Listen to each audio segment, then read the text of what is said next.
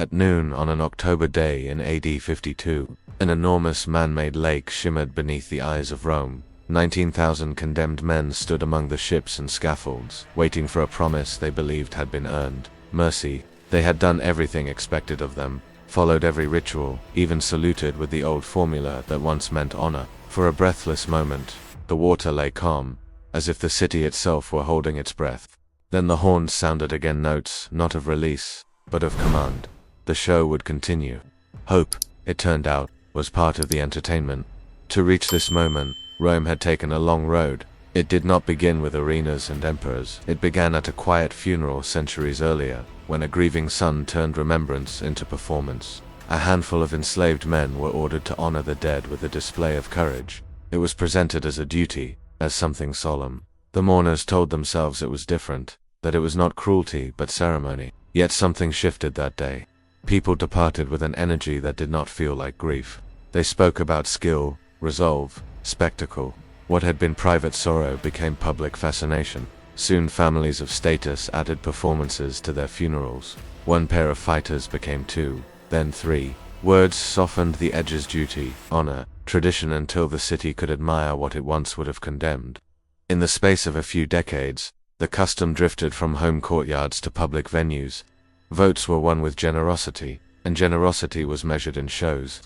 Officers came to require expenses, and expenses found an easy answer: more entertainment. Without writing a single new law, the city taught itself to trade applause for power. Ingenious minds, once devoted to aqueducts and bridges, were drawn into designing stages, seating, moving parts, and timed entrances.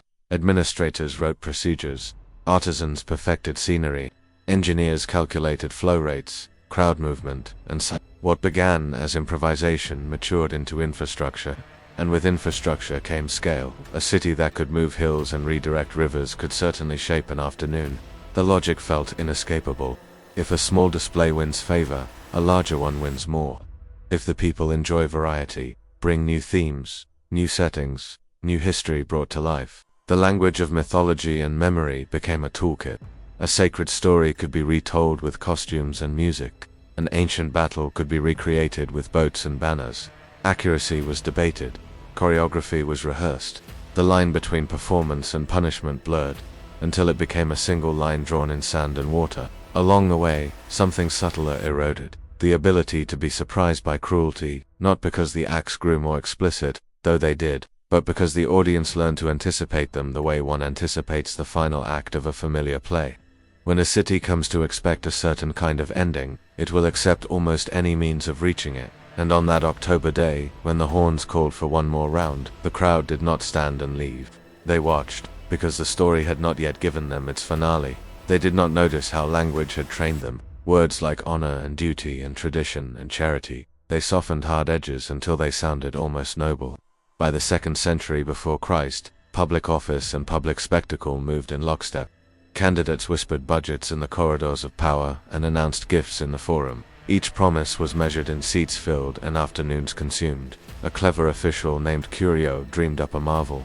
He placed 2 wooden theaters back to back, each turning on great pivots. By day they hosted plays. Then at a signal, they slowly rotated and joined into one vast oval. The people gasped at the transformation. Architecture becoming theater, theater becoming arena. It was not simply entertainment. It was proof that the city could bend matter to its will, even the very shape of leisure. Once the city could reconfigure itself for pleasure, it learned to scale pleasure into policy. Engineers were invited to meetings, not to build harbors, but to calculate lines. Carpenters revised blueprints to hide ropework and hinges from the audience. Administrators drafted timetables with the precision of a campaign, ensuring no lull in sound, no gap in momentum. The point was not merely to show something, but to sustain a feeling, anticipation stretching into relief, then into appetite again. Craft became the quiet partner of control. This new machinery required stories, and history supplied them in abundance. Old battles were rehearsed as living panoramas.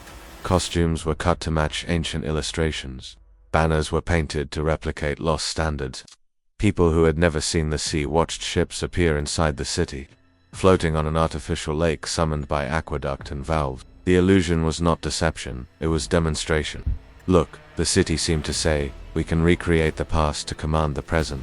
The lesson landed even for those who did not think of politics.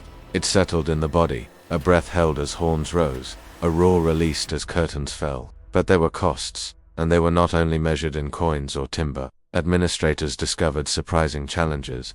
Water grew stagnant faster than expected. Platforms swelled and warped beneath sudden loads. Crowd exits narrowed like the neck of a jar when excitement peaked. Manuals appeared. Manuals appealed.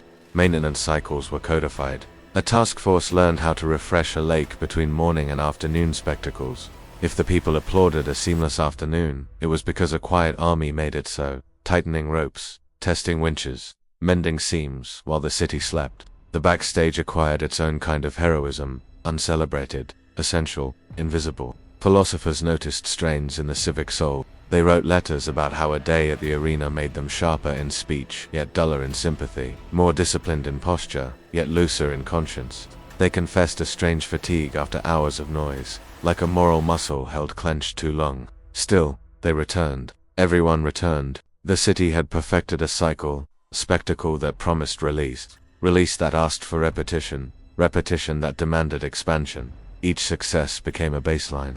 Each baseline required escalation, and somewhere between rotating theaters and lakes that filled on command, the habit formed that would carry Rome to that October afternoon, when a promised ending could be revoked with a flourish, and a day of marvel could become a lesson in how easily hope is rehearsed, staged, and withdrawn. Ambition soon demanded more than clever carpentry or the novelty of turning stages. It demanded permanence. Julius Caesar, eager to outshine rivals, poured treasure into a spectacle no election could ignore. He ordered a vast basin cut into the earth, so wide it rivaled the Forum. So deep it seemed a second city had been hollowed beneath Rome. The plan was audacious, to flood the excavation and stage a naval battle in the heart of the capital. 4,000 men, drawn from prisons and provinces, would play Greeks and Persians in a reenactment of Salamis. They had no choice in their roles, no say in the story they would embody. For Caesar, their labor and their lives were simply raw material for a new kind of legend. The preparations revealed the city's strange priorities. Historians were summoned to ensure the accuracy of the reenactment. Shipwrights built scaled triremes and painted them with authentic colors. Costumers stitched uniforms fit for soldiers long dead. Even as condemned men dug channels for aqueduct water, others rehearsed how to row in formation, how to time a charge, how to fall convincingly when struck. Accuracy mattered, but only in the appearance of things. The underlying truth was simpler. Every oar stroke, every crash of hulls was theater, not history. When the day came, the water glittered, banners waved, and thousands of citizens filled the stands. Horns signaled the start. The fleets advanced, their wooden prows splitting waves that only weeks before had been dry soil. At first, the scene unfolded as intended. The Persians attacked, the Greeks feigned retreat, the crowd gasped at the choreography, but order soon dissolved into chaos. Ships crashed off-script, men shouted not lines but desperate pleas, and the water churned into confusion. The audience, however, did not mind. They roared louder, thrilled by the unpredictability. Authenticity had given way to spectacle, and spectacle was enough. From that day, something shifted in the empire's imagination. If one leader could stage the sea itself, another could outdo him with grander designs. Augustus built arenas meant to last centuries, with aqueducts feeding basins deep enough to hold dozens of vessels.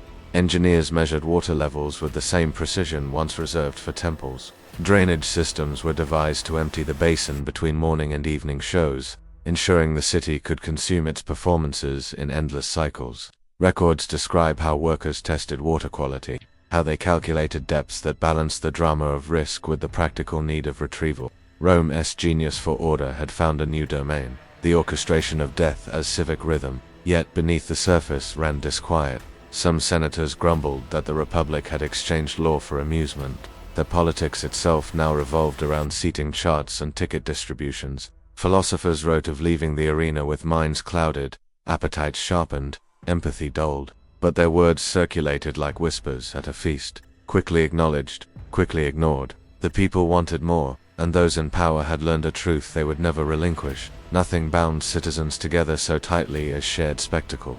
Bread filled bellies, but the roar of the crowd filled something deeper, the sense of being part of an empire that could turn even memory, even myth, into performance. By the reign of Augustus, The machinery of entertainment had become indistinguishable from the machinery of empire. What once required improvisation now relied on permanent infrastructure. The amphitheater was no longer a temporary structure of wood and rope. It was stone, marble, and concrete, designed to last as long as Rome itself. Its arches framed not just entrances but symbols of endurance, declaring that the empire's pleasures, like its power, were meant to be eternal. Beneath the sand stretched hidden corridors, storage chambers, lifts and pulleys. The true marvel of Roman engineering was not the soaring walls above, but the labyrinth below, an unseen city that fed the appetite of the crowd. Here, slaves and laborers toiled unseen, hauling scenery, raising platforms and preparing animals. Logs described the rhythm of their work, adjusting mechanisms when gears clogged, draining water after naval reenactments, checking ropes that strained under sudden weight. They lived in perpetual twilight, hearing but not seeing the spectacles above. For them, the roar of the crowd was not applause, but a signal time to pull the lever, release the gate, or lower the lift. They were stagehands in a drama they could never watch, participants in a machine that consumed lives as easily as it consumed timber and stone. For the spectators above, the system worked flawlessly. At a signal, an exotic animal appeared as if from nowhere. At another, scenery rose from the earth to transform the stage. The precision of these illusions dazzled the audience, who marveled not only at what they saw, but at Rome's ability to command nature itself. Water flowed in and out of the basin on cue. Entire forests could be raised, only to vanish minutes later. The ground itself seemed alive, a servant to imperial will. But with each advance came new expectations. Crowds who once marveled at a single contest now demanded dozens in a single afternoon. What had thrilled one generation became routine for the next. The hunger for novelty pressed emperors to outdo their predecessors. To disappoint was to invite ridicule. To innovate was to secure loyalty. Thus the cycle tightened. Greater shows required greater resources. Greater resources demanded greater ambition, and ambition itself became bound to blood and applause. Politics and performance merged until they were indistinguishable. Even the myths of old were not safe. Legends once told to teach courage or compassion were repurposed as scripts for staged finale. Heroes of poetry were recast as roles for the condemned. Where children had once learned that music soothed wild beasts, they now saw music fail, rewritten before their eyes. The lesson was not that virtue triumphed, but that no virtue could stand against Rome's appetite. Meaning itself was put on trial, and the verdict was decided by the crowd. Some observers recognized the danger. Writers recorded their unease, confessing how each visit left them a little more restless, a little more callous, a little less themselves. Yet still they attended. Rome had discovered a truth, both intoxicating and corrosive. Shared spectacle could unite a people more powerfully than shared belief. In the shadow of the amphitheater, philosophy faltered, tradition bent, and even conscience grew quiet. What mattered most was not justice, nor truth, but continuity of the performance.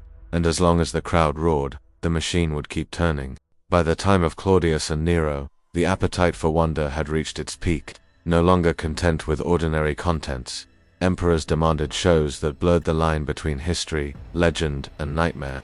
Vast basins filled with water to stage naval battles. Entire landscapes rose from hidden chambers. Myths were retold, not as lessons, but as cautionary performances where even beauty and music could not triumph. The city itself had become a stage, its rulers, playwrights, its citizens both actors and audience, in dramas where endings were always the same.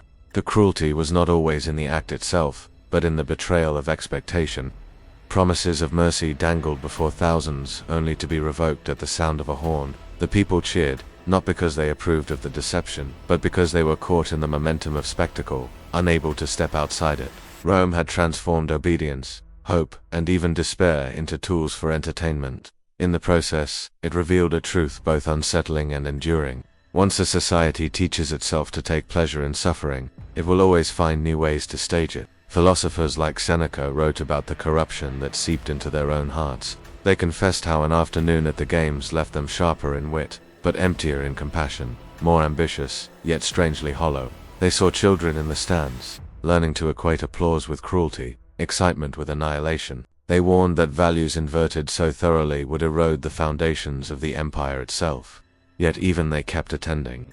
Curiosity, habit, and the pull of the crowd proved stronger than conscience. For the rulers, Spectacle became a tool of control more effective than law, to gather tens of thousands in one place, to make them roar as a single voice, was to remind them of their unity under the emperor's gaze. Distraction dulled dissent, shared excitement disguised inequality. The arena promised belonging, and belonging demanded silence. In the shadows, some began to ask what happened when no spectacle could satisfy anymore, when the scale of wonder became so vast that nothing seemed enough. Those questions echoed in private letters, but they did not reach the Senate floor. The cycle continued, and so it was that 19,000 men found themselves in a flooded arena, believing they had earned life only to discover they were part of the finale. Their obedience, their ritual words, their exhaustion, none of it mattered in the face of the greater drama. They became symbols, erased as individuals, remembered only as a number in imperial records. The crowd left subdued, not because they regretted what they had witnessed, but because the show had forced them to stare into the mirror of their own appetite. Centuries later, we read of these spectacles with disbelief, shaking our heads at a civilization that could turn human suffering into routine entertainment.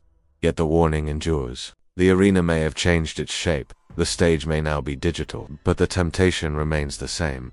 To consume the pain of others as diversion. To forget that behind every performance lies a person with a name, a history, a life. Rome's greatest lesson is not its architecture or its conquests, but its reminder that once entertainment becomes more valuable than humanity, mercy itself turns into theater. And in that theater, no one is truly safe, not the condemned, not the crowd, not even the empire that applauds.